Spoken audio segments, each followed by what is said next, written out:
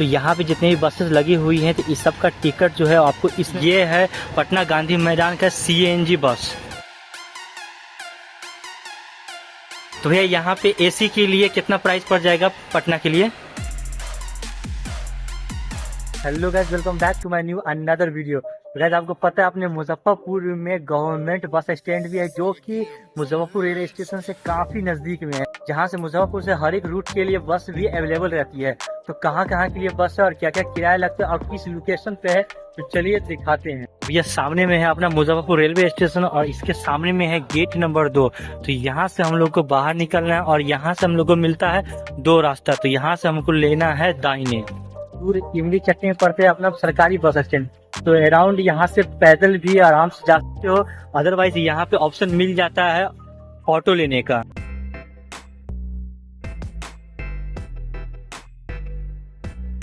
भैया फाइनली पहुंच गए हैं सरकारी bus stand Muzaffarpur.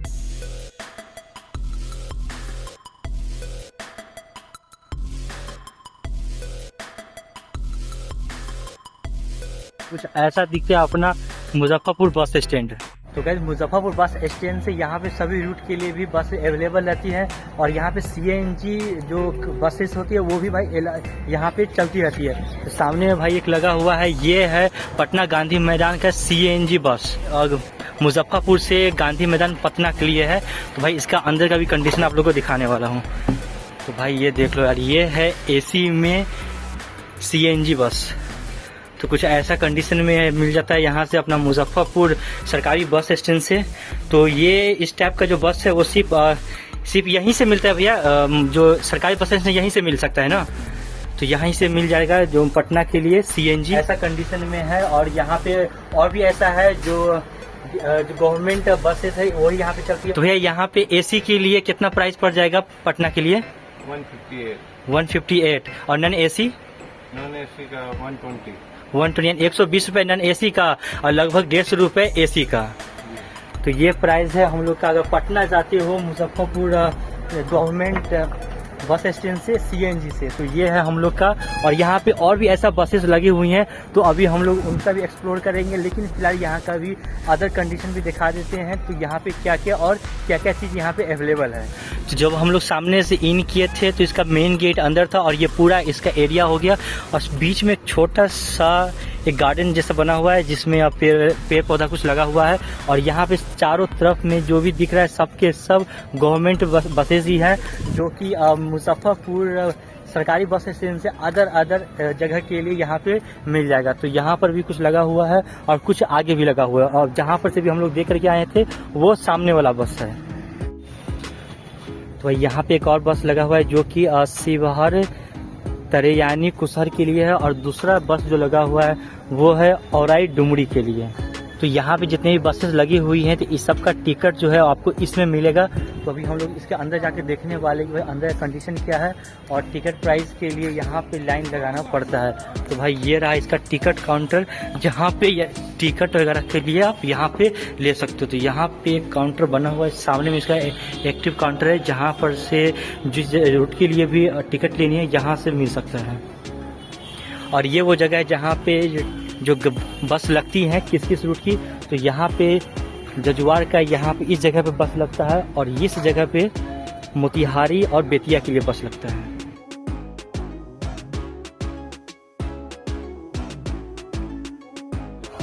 Electric bus है और यहाँ पे भाई इसका चार्जिंग स्टेशन है जहाँ से अभी इलेक्ट्रिक बस चार्ज हो रहा है।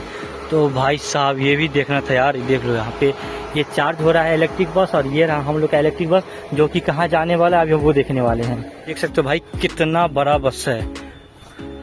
तो ये बस जाने वाली है मुजफ्फरपुर, यानी कि ये गाड़ी जो है वो पटना से निकली है।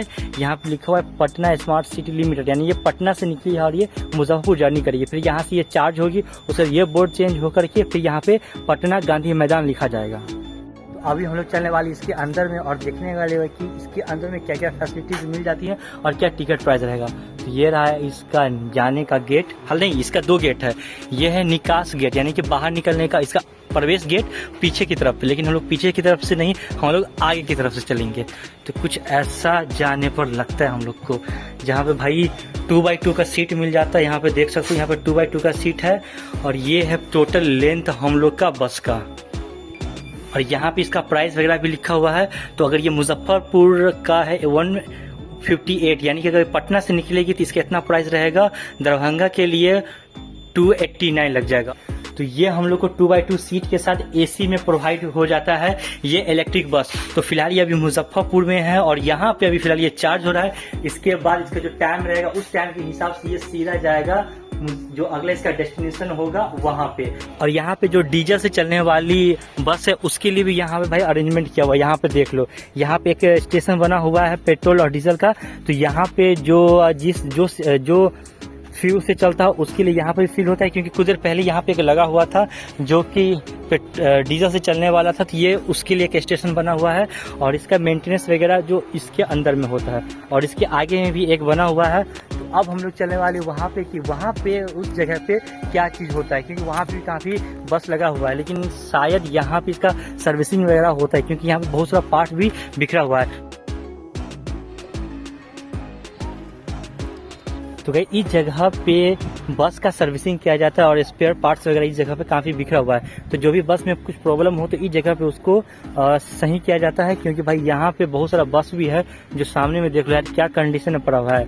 जो ज़्यादा डैमेज हो गया था तो इसका स्पेयर पार्ट्स जो भी जरूरी पार्ट्स उसको निकाल करके भाई इसको देख लो पूरा कबाड़ में ही रख दिया गया है। तो पूरा का पूरा ये खराब हो गया है। तो इस एरिया के अंदर में बस का सर्विसिंग किया जाता है और इसका स्पेयर पार्ट्स को यहाँ पे काम किया जाता है। तो भाई देख लो यार इसका कंडीशन। अभी हम लोग जिस जगह पे आए हैं ये यहाँ पे इसका सर्विसिंग किया जाता है।